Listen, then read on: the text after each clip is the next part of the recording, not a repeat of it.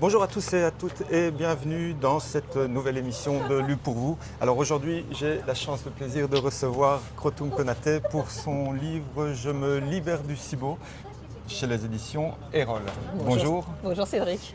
Alors, Krotoum, tu as un parcours passionnant, tu es biochimiste agronome, directrice pendant plus de 13 ans de l'Institut technique de l'agriculture biologique, puis une reconversion en nutrithérapie spécialisée sur le microbiote et le SIBO.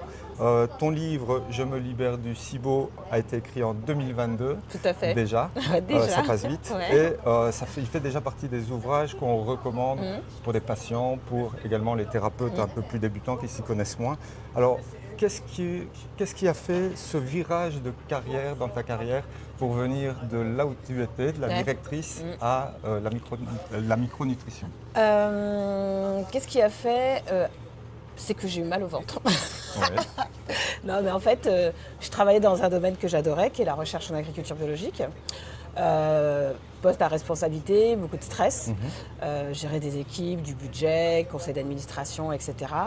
J'aimais bien, mais j'ai commencé à m'épuiser et surtout, j'ai eu des épisodes assez récurrents de gastrite ulcérée, des douleurs digestives et je mangeais plutôt bien puisque je mangeais bio, enfin voilà, je travaillais déjà dans le domaine de l'alimentation et il semblerait que j'avais peut-être aussi une espèce de facilité et peut-être même un intérêt sur tout ce qui était approche naturelle, comment aller mieux par l'alimentation, les plantes, etc.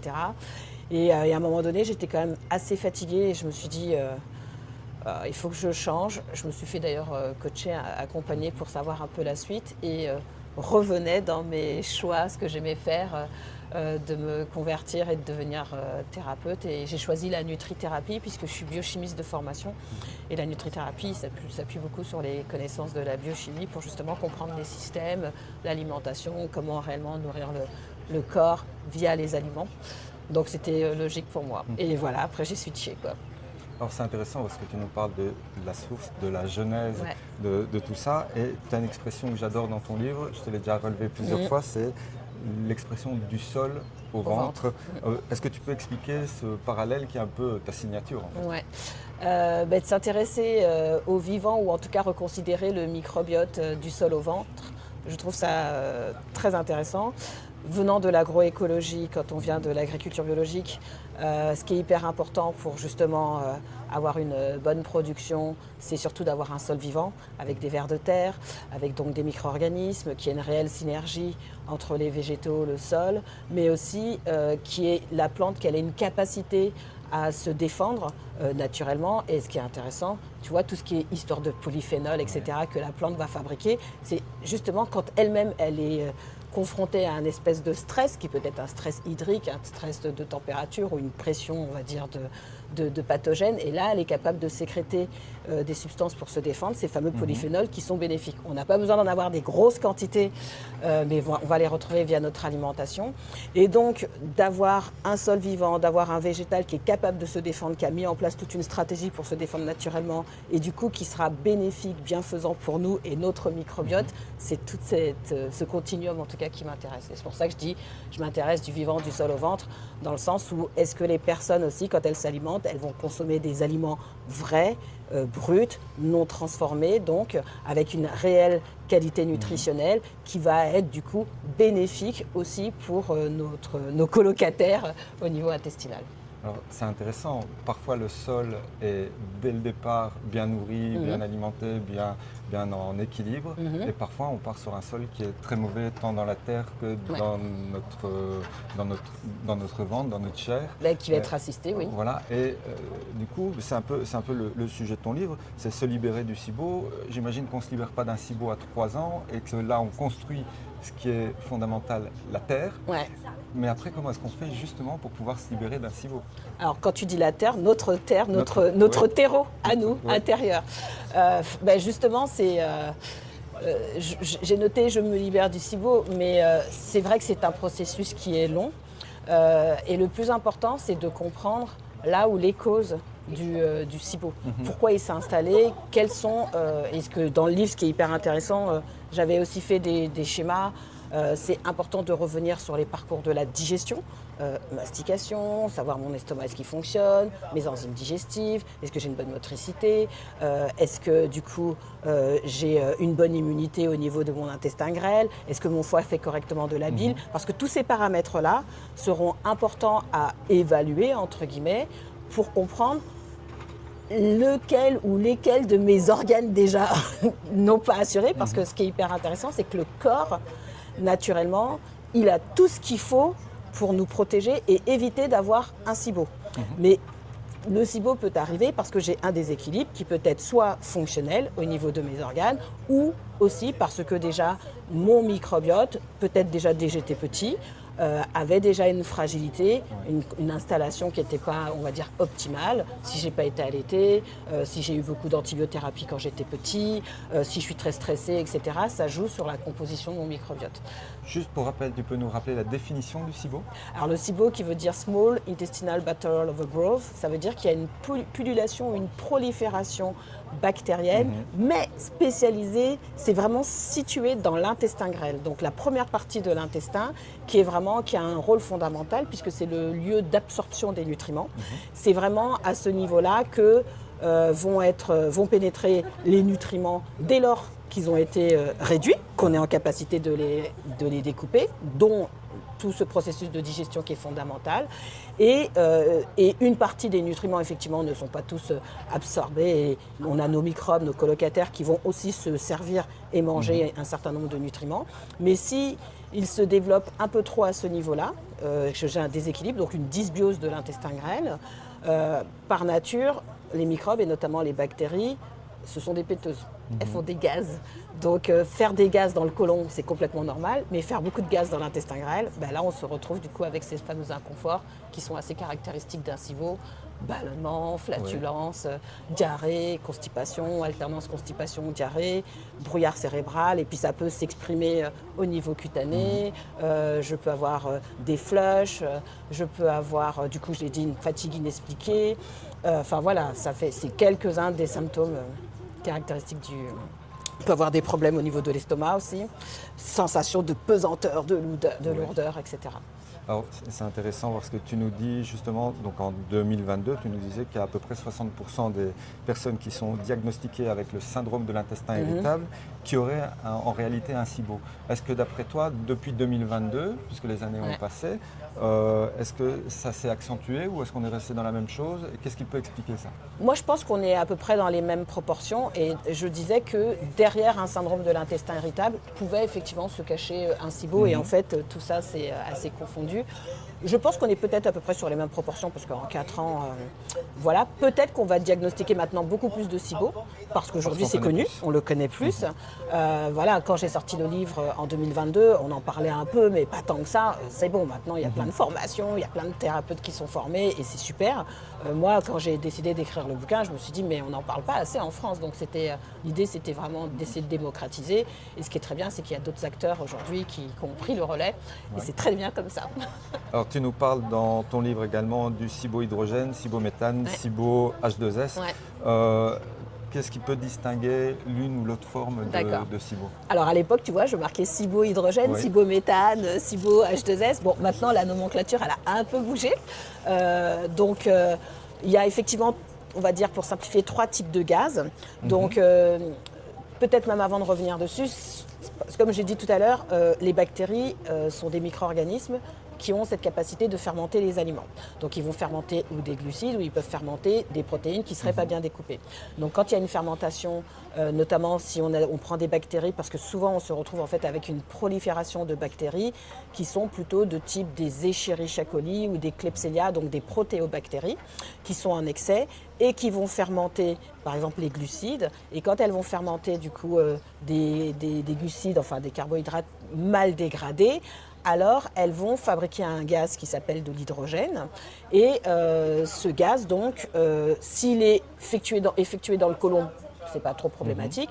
Mais si j'ai une production d'hydrogène dans l'intestin grêle, c'est là où je vais avoir ces inconforts. Et ces fameux gaz peuvent soit générer de la diarrhée, de la constipation, on peut avoir des douleurs, on peut avoir... Voilà. Donc c'est la production du gaz en excès qui est problématique. Et donc, ça, quand il y a une production d'hydrogène, on dit que c'est un SIBO à hydrogène.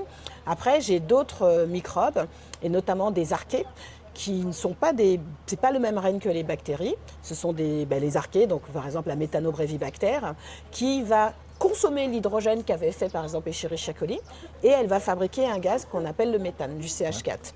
Et ça, ce gaz en excès, donc ça va être corrélé, on va parler de intestinal methanogen overgrowth, donc c'est-à-dire qu'il y a une prolifération de méthane dans l'intestin. Avant on disait cibométhane, maintenant comme on sait que ces archées, elles sont présentes dans le côlon, dans l'intestin grêle, on réunit les deux et on parle d'IMO. Et ça va être caractérisé par des gaz qui sont souvent plutôt corrélés à la constipation. Et donc avec un ralentissement de transit, etc. Et on a un autre type de bactéries qui sont des bactéries sulfatoréductrices, comme des sulfovibrio, qui elles aussi vont consommer l'hydrogène que fabrique Escherichia coli par exemple. Et elle va fabriquer du sulfure d'hydrogène, mais elle peut aussi capter des composés soufrés, on va dire qui sont via l'alimentation, dans le corps, etc. et fabriquer du sulfure d'hydrogène. Et ce gaz H2S, il peut être corrélé à des symptômes du type diarrhée, des douleurs, envie pressante. C'est vraiment pas agréable. Et d'ailleurs, ça va être souvent caractérisé par des odeurs avec des gaz un peu comme un œuf pourri, soufré, etc. Et donc là, on parle d'ISO pour intestinal enfin, on dira, bon, en fait, c'est ISO pour une prolifération de soufre, de composés soufrés dans l'intestin. Et donc, c'est ces trois types de gaz. Et on peut se retrouver dans un contexte où la personne, elle peut avoir hydrogène, méthane, mais aussi sulfure d'hydrogène, que hydrogène ou que hydrogène-méthane. Parfois, ils ont soi-disant pas d'hydrogène, mais parce que l'hydrogène, il est consommé par les microbes qui consomment tout de suite l'hydrogène et qui vont fabriquer ou du méthane ou du sulfure d'hydrogène. Donc voilà un peu les trois caractéristiques. Donc, les sorties de gaz peuvent nous indiquer une problématique. Les odeurs du gaz peuvent déjà nous en donner une autre. Un peu, oui. Est-ce qu'il y a encore d'autres facteurs? Tu en as parlé, pesanteur au niveau de l'estomac. Tu peux avoir un peu un ralentissement, donc une pesanteur. Il y a des personnes qui se retrouvent aussi avec des espèces de cystite interstitielle, tu vois, mais c'est parce que c'est la pression au niveau des gaz, en tout cas au niveau de la vessie. Il y a des personnes qui ont parfois mal au dos, parce qu'en fait c'est aussi l'excès de gaz. Il y a après, effectivement, c'est pas le SIBO qui est responsable de ces inconforts que je vais te lister ou certaines pathologies, mais par exemple, il y avait une publication qui montrait que dans les cas de personnes qui ont des MICI, donc maladie de Crohn ou RCH, il y a souvent quand même aussi une problématique de SIBO. Mais par exemple, dans des pathologies comme Ehlers-Danlos, etc., souvent ils peuvent avoir un SIBO. Des personnes qui ont des problèmes de polyarthrite rhumatoïde aussi, on peut parfois... Enfin voilà, il y a plein d'études qui disaient, il y avait une méta-analyse qui disait que je sais plus, sur plus d'une dizaine de pathologies ou de catégories de pathologies qui pouvaient être cardiovasculaires, métaboliques, hormonales, digestives, etc. Souvent, les gens avaient aussi un problème de SIBO. Ce n'est pas le SIBO qui est responsable de leur pathologie, mais du coup, dans la prise en charge de ces pathologies, ça vaut la peine de regarder sur l'aspect digestif.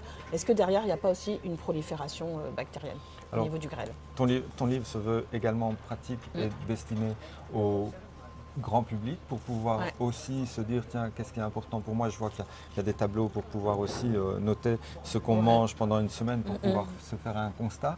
Et tu parles également là-dedans de quelque chose qui est peut-être moins connu du grand public, mais des polymorphismes, le polymorphisme génétique, le FUT2. Est-ce que tu peux expliquer ce que ça peut être et la problématique du FUT2, secrétaire ou non secrétaire? Oui, alors je vais essayer de l'expliquer quand même simplement. Quand on parle de polymorphisme génétique, ça ne veut pas dire qu'il y a une anomalie génétique, mais on va dire un petit changement au niveau de ma séquence qui fait que une enzyme, une hormone, une protéine pourrait moins bien fonctionner. Donc quand on parle du FUT2, donc le FUT2 c'est un gène qui va aider s'il est exprimé, on va sécréter notamment le FUT2, donc, et notamment notre capacité à fucosyler, et donc, pour simplifier aussi, notre capacité à renforcer, à fabriquer cette couche dans le mucus, puisque le fucosyle est un des composés qu'on retrouve dans le mucus, et cette couche de mucus, elle est hyper importante parce qu'elle est vraiment à l'interface entre mes microbes, mon microbiote, j'ai cette couche de mucus, et puis j'ai mes cellules intestinales, mes entérocytes. Et donc, cette barrière, plus ou moins perméable, elle est fondamentale, et la qualité de cette barrière, notamment, est nécessaire. Et donc, pour pouvoir si la personne est, pour simplifier, non sécréteur du fucosyl-lactose, donc il y a un polymorphisme génétique, donc sa capacité à fabriquer correctement cette couche de mucus peut être en tout cas perturbée. Et si c'est altéré, on imagine bien qu'on sait qu'il y a des bactéries aussi qui sont impliquées dans ce processus de fucosylation et de renforcement de ce mucus, notamment Akkermansia mucinifila, et mucinifila en lien avec la mucine. Et cette bactérie, notamment, va stimuler les cellules productrices de mucus pour justement aider à la fabrication de ce mucus. Mais si la personne est faiblement, voire pas du tout à un polymorphisme génétique, ça ne veut pas dire qu'elle ne fait pas du tout de mucus, mais que c'est altéré. Et peut-être chez ces profils-là, la bactérie Akkermansia mucinifila peut être moins présente. Parfois elle est, ce que je dis, partie en vacances, entre guillemets, mais ça peut aussi impacter d'autres bactéries qui sont aussi importantes, comme les bifidobactéries et des lactobacilles. Et dans ce cas-là, ça peut être des profils de personnes, justement, qui ont un microbiote avec des bactéries qui sont fondamentales pour le système immunitaire, pour le mucus, pour le métabolisme, etc. Et du coup, ça peut aussi laisser plus de place à des pathogènes à s'installer. Donc, parce que les lactobacilles, notamment, ont certaines, par exemple une lactobacille johnsoni ou même des plantarum, elles ont cette capacité aussi à mieux lutter contre des pathogènes. Mais si elles sont absentes ou si elles sont très peu présentes, ça laisse de la place à des opportunistes ou des pathogènes à s'installer et du coup de créer un déséquilibre. Alors, tu utilises tous des noms qui nous rappellent nos cours de latin. Ouais. C'est assez intéressant, interpellant dans la médecine, Ouais. on connaît en tout cas. Aussi, il y a quelque chose dont on parle souvent dans le monde général, c'est se faire de la bile, cette expression se faire de la bile. Ouais. Et tu consacres une partie d'un chapitre à parler justement de la boucle foie, vésicule biliaire et bile et la problématique du SIBO. Du SIBO, tout à fait. Moi, j'adore cette problématique du foie et c'est ce fameux cycle entéro-hépatique. Parce que finalement, parmi les organes qui vont être protecteurs et qui vont protéger l'intestin grêle et le nettoyer pour éviter d'avoir cette prolifération, cette pullulation de bactéries au niveau de l'intestin grêle, eh ben, il y a le foie avec sa bile. La bile, pour rappel, elle est fabriquée à partir du cholestérol. Et donc, le cholestérol, il va être transformé, il va d'abord être une première étape qui va être les acides biliaires qu'on appelle primaires. Juste un instant, d'où l'importance d'avoir du cholestérol. Exactement. Okay. Le cholestérol, il en faut une certaine quantité, vraiment suffisamment pour faire de la bile, pour faire mes hormones sexuelles, pour faire de la vitamine D. Donc c'était la parenthèse importante mais pour super ceux qui chassent le cholestérol. Exactement, parce que s'il est trop bas, il y a un moment, le corps il dit je veux bien, mais je fais comment? Donc le cholestérol, il va être transformé pour d'abord fabriquer de la bile sous une forme qu'on appelle primaire, des acides biliaires primaires.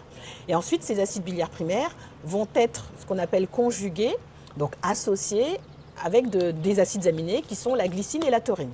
Donc déjà, c'est aussi important d'avoir, petite parenthèse, mais assez de protéines dans mon assiette pour pouvoir apporter ces acides aminés, dont la taurine aussi qui vient, taurine, taureau, enfin bref, on est aussi sur des acides aminés, c'est plus facile d'un apport, on va dire, d'alimentation animale. Après, bien sûr, on peut fabriquer, ça existe en complément, mais l'alimentation, enfin, la nature est bien faite. Donc, ça va être associé, ça va fabriquer ce qu'on appelle des sels biliaires. Et ces sels biliaires, au début, ils sont dans la vésicule biliaire qui est juste à côté du foie, là. Elle va récupérer ces sels biliaires. Ils sont mis en réserve et dès que vous mangez, ces sels biliaires vont être libérés et ils vont arriver dans l'intestin grêle. Et là, ils ont pour mission, il y a plusieurs rôles. Il y a ce rôle d'aider à absorber les composés gras. Donc, par exemple, quand on parle des oméga 3, des oméga 6, mais aussi pour absorber les vitamines qui sont solubles dans le gras, la vitamine la A, la D, la E, la K. Et ça a un autre rôle qui est aussi de nettoyer. Ça a un rôle antibactérien, antimicrobien même, parce que ça peut un peu tuer les bactéries, des champignons. Ça peut être aussi un peu antiparasitaire. Bon, il y a certains parasites qui sont assez filons, qui sont capables de faire joujou, mais globalement, c'est antiparasitaire un peu. Et une partie de la bile arrive... alors, une bonne partie, de toute façon, est réabsorbée on va dire entre la fin de l'intestin grêle et le début du côlon, et ça va être réabsorbé. Alors, pardon, j'ai dit une bêtise. Quand ça arrive justement dans l'intestin grêle, je vais avoir des bactéries, et ça va aussi aller un peu dans une première partie du côlon. J'ai des bactéries qui vont faire joujou aussi avec les sels biliaires, et elles vont retirer la glycine et la taurine. Ça va redonner des acides biliaires primaires. Et après, j'ai d'autres bactéries qui sont capables de transformer cette étape primaire en secondaire, et même encore en tertiaire. Et ça se passe dans le côlon. Mais je ne veux pas perdre tout le monde. Et donc après, j'ai une réabsorption, on va dire 95% de ces composés biliaires retournent au niveau du foie.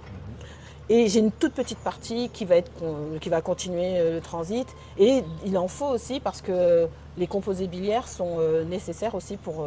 la bile est nécessaire pour éliminer les déchets et notamment aussi pour éliminer les hormones une fois qu'elles ont été utilisées. Donc voilà, donc ce fameux cycle entérohépatique, il est fondamental parce que si la personne, donc on revient à ton expression, je me fais de la bile et tout, souvent en fait quand on est stressé, on peut avoir une perturbation de ce cycle biliaire.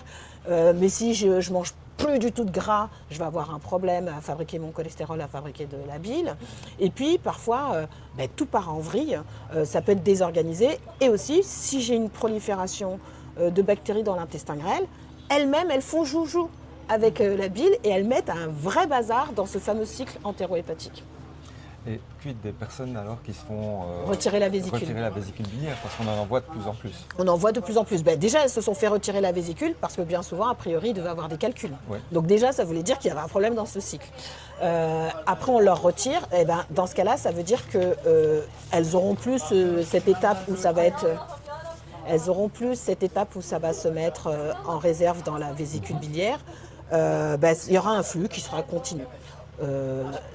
On peut vivre sans vésicule biliaire, d'après ce que nous disent les médecins. Il faut juste du coup s'assurer que ça puisse quand même avoir ce rôle antimicrobien, etc. au niveau de l'intestin grêle. Alors tu parles également dans ton livre, ça va parler à pas mal de monde, du lien entre le SIBO, l'endométriose, l'hypothyroïdie, les SOPK. Quelles problématiques tu vois le plus souvent en consultation? Beaucoup avec la thyroïde, oui. Parce que, alors oui aussi quand même pour les problèmes hormonaux, mais la thyroïde, ça on en voit beaucoup plus parce que en fait la thyroïde est une glande, un organe qui est aussi impliqué dans la digestion, mine de rien, dans le sens où la production de nos hormones thyroïdiennes, notamment la T4, la thyroïdoxine, qui est la réserve des hormones thyroïdiennes, et après elle sera activée par le foie pour devenir la T3. Cette hormone T3, elle est impliquée notamment dans la motricité digestive pour que je déplace mes aliments. Et donc il y a des personnes qui se retrouvent souvent s'ils sont en situation d'hypothyroïdie, d'avoir un ralentissement du transit, peut-être parce que finalement il y a une hypothyroïdie et si ça stagne, ça ralentit, j'ai moins mon nettoyage, etc. Et j'ai l'occasion encore plus forte d'avoir une prolifération des bactéries dans l'intestin grêle, quoi.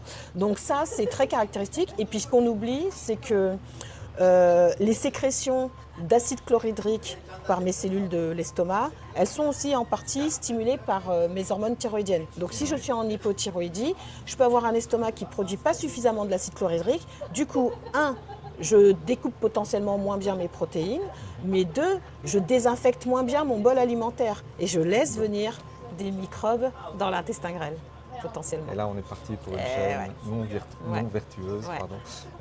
Alors, tu as une position aussi très nuancée sur les probiotiques, parce qu'effectivement, on a cette tendance dans le monde général à se dire problème au ventre, probiotique. Explique-nous un peu cette nuance. En fait, quand les gens prennent des probiotiques, on nous propose des probiotiques, mais est-ce que tu es certain que tu as besoin des souches qu'on te donne? Donc moi déjà c'est ça qui me dérange, parce que j'ai des personnes, on se rend compte, il y a des personnes qui peuvent avoir un inconfort digestif, enfin même des ballonnements, parce qu'elles vont avoir un excès de bonnes bactéries, un excès de lactobacillus ou un excès de bifido et tout. Et on est là à leur donner des probiotiques en disant ça va se calmer, parfois ça peut empirer la situation. Donc moi de pouvoir savoir si ces bactéries elles sont vraiment nécessaires, ou en tout cas, est-ce que c'est pas d'abord des bactéries pathogènes qui sont en excès qu'il faut d'abord réduire et après, pourquoi pas, les gens ils peuvent prendre des probiotiques. Et après, je dis tout le temps, hein, moi il y a des personnes, elles me disent j'ai pris des probiotiques, je dis ok, qu'est-ce que ça vous a fait? Certaines personnes vont me dire ça m'a fait du bien, bon ben elles ont eu de la chance, ça tombait bien, et puis d'autres personnes, ça a été la catastrophe, donc c'était vraiment pas ce qu'il fallait donner en première intention. Maintenant effectivement, c'est vrai que quand j'ai écrit le livre, toutes les formations que j'avais suivies, tous les experts en tout cas, disaient qu'en première intention, on ne donne pas de probiotiques pour le SIBO. Entre-temps, en 4 ans, il y a beaucoup de choses qui ont avancé. On a pu aussi identifier des souches qui sont aussi plus adaptées, qu'on peut même déjà donner. Mais moi, perso, je ne les donne pas tout de suite en première intention. Voilà. Alors, c'est intéressant, les probiotiques, évidemment, il n'y en a pas. D'abord, les probiotiques, c'est pas automatique. C'est pas automatique. Et puis, il y en a dans les aliments. Il y en a dans les aliments. Ouais. Et c'est ça qui est important, tout Ouais. en fait. Tu l'expliques dans ton livre, Ouais. où aller chercher ce qui est bon pour nous. Ouais. Ok, c'est pas uniquement dans la terre, on se voit. Non, pas on obligé est de bien manger de la d'accord. terre. On est bien d'accord. On est bien d'accord. Mais en tout cas, dans ce qui pousse bien. Ce qui et pousse est bien, nourri, exactement. et qui se bat. Si tu devais changer, maintenant ton livre est écrit Oui, depuis 2022, ouais. quels seraient les points que tu ajouterais? Moi j'ai ma petite idée, mais quels seraient les points que tu ajouterais ou que tu modifierais? Déjà, dans un super schéma que j'avais fait qui était sur la digestion, je rajouterais la bouche. Parce que quand après je dis, mais la bouche, la mastication fondamentale, parce que c'est vraiment elle qui va aussi envoyer les premiers signaux. Même si j'en parle hein, dans le livre, mais dans le schéma, je mettrais la mastication. Je parlerai, sans détailler, mais je parlerai, parce que je les avais oubliés et puis je ne les considérais pas, les parasites. Parce que finalement, les parasites peuvent entretenir un SIBO. Et donc, parfois, il y a des personnes qui ont mis en place plusieurs protocoles. Et ça récidive parce que on a des parasites qui créent la perturbation de ce mucus, qui créent une hyperperméabilité intestinale, qui continuent à discuter avec des bactéries pathogènes, etc., qui peuvent entretenir des terrains allergiques, etc. Donc, si eux, on ne les prend pas en charge, on peut tourner en rond. Ouais. Donc ça, c'est vrai qu'à l'époque, je n'avais pas cette sensibilité, on va dire, pour les parasites. Et puis après, qu'est-ce que j'aurais pu... Oui, et puis j'aurais aussi plus parlé des polyphénols. Parce qu'en fait, aujourd'hui, je travaille énormément avec les polyphénols pour moduler le microbiote intestinal. Et à l'époque, c'était... très récent, voire en tout cas j'étais moins, enfin je commençais, j'utilisais déjà un peu la grenade, donc tout ce qui était la punicalagine ou l'acide élagique, etc. Mais c'est vrai que je l'avais pas, je pense pas, je les avais pas du tout mentionnés dans le livre.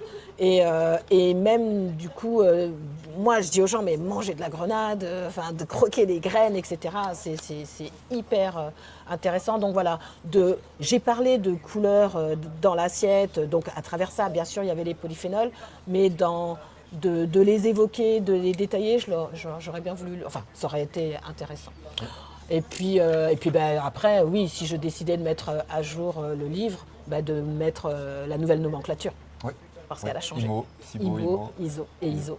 Tout à fait. Alors, plusieurs chapitres là-dedans, c'est d'abord comprendre, pour ceux qui nous suivent, comprendre le SIBO, ensuite les étapes pour s'en libérer. Tu ne donnes pas de conseil médical, on est bien d'accord. On est bien d'accord. C'est vraiment ce qu'on peut mettre de manière naturelle ou ce qu'on peut recommander à ses patients, à ses clients, comme solution et pouvoir le détecter aussi.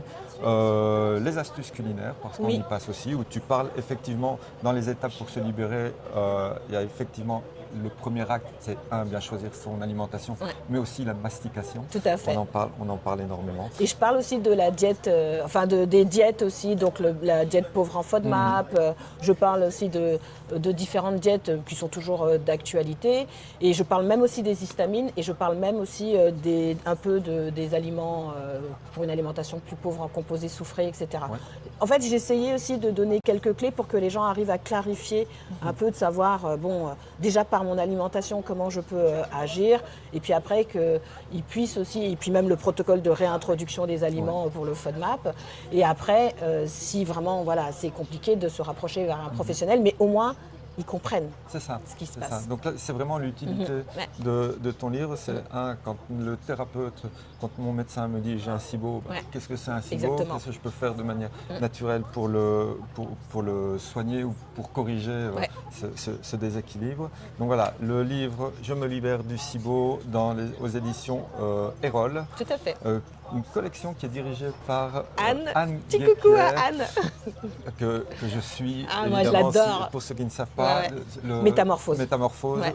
n'hésitez pas à les Ouais. suivre, c'est vraiment quelque chose que j'adore, je Ouais. m'en inspire Ouais. comme Ouais, je ouais. peux. Et je remets un petit salut même si elle ne me connaît pas. Ouais. Voilà. Donc merci beaucoup pour toutes Merci. ces explications. Super, À la merci prochaine. Cédric. À Salut. bientôt, merci beaucoup.